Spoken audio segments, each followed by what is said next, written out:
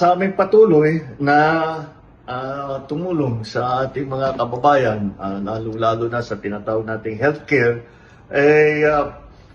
inutusan ko po ang PhilHealth na magpatupad ng general amnesty para sa mga negosyante, private employer, mga self-employed na ating mga kababayan na hindi nabayarang kontribusyon sa PhilHealth. Alam naman namin na yung 3% na binabayad para sa PhilHealth medyo na buwan-buwan ay ramdam ng ating mga kababayan. Kaya gagawa po tayo at pinutusan ko po ang PhilHealth. Gagawa tayo ditong taon na ito, 2026, ang tinatawag naming one-time waiver para sa interest ngayong taon 2026. Bibigyan natin mga employer na isang taon para mabayaran na lahat ng na-miss contributions mula 2013 hanggang 2024.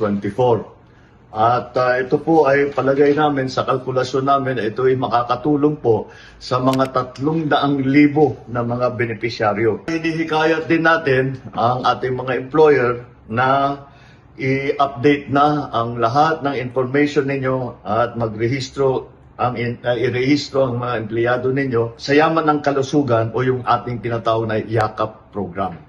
Kaya po, ito po ay patuloy namin ginagawa upang pag-aangin ang dala ng ating mga kababayan tungkol nga sa mga healthcare cost at sa lahat ng iba't ibang hamon na hinaharap ng ating mga kababayan araw-araw.